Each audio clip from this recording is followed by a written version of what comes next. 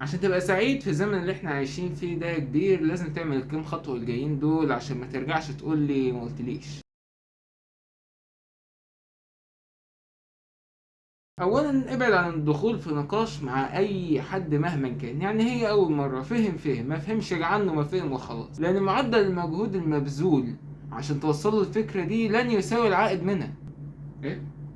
هو يعني ايوه هو بالظبط كده. ثانيا نبعد عن الناس اللي تجيب لك وجع دماغ، لان حواراتهم كتير وما بتخلص بالغصب، فالكلام معاهم هيكون حرق دم وطاقة ومجهود على الفاضي. مش وكده كده مفيش طاقة عشان اتكلم معاك، فبقعد اناقشك واجادلك.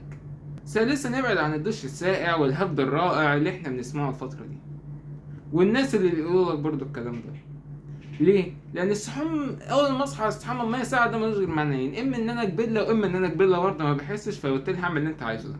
رابعا حاول تبقى فريزر، المصيبة داخلة عليك، دخلها جواك تلجها جمدها، لما تروق ابقى طلعها وشوف هتعمل فيها إيه، بس مش تسيبها لحد لما تخرب يعني. خامسا بقى احنا عايشين في مجتمع مع ناس يجيبوا لأي حد اكتئاب مزمن، حرق دم ووجع أعصاب وصداع، وبرضه ما تسألش نفسك انت هتبقى ازاي تبقى سعيد، ازاي وازاي تنبسط كده. سعادتك لما تبقى قاعد في التجمع والفراري مستنياك بره، وابعت القهوة على المكتب، ابعت لي القهوة على المكتب مش اشربها عشان متأخر على الاجتماع بتاع مجلس الشركة بتاعتي، ساعتها نقدر نتكلم ونقول لك بقى ايه، نساعدك بقى ازاي تبقى سعيد وكده. واهم حاجة طبعا الرضا يعني يا اخوان.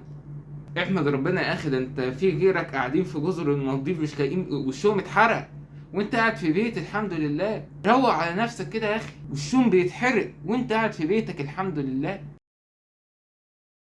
حتى لو انا هعوز وانت هتعوز وهو هيعوز وهي هتعوز، اللي عايزينه ده لما يجي ما هو في الاخر هيروح، عشان كله رايح.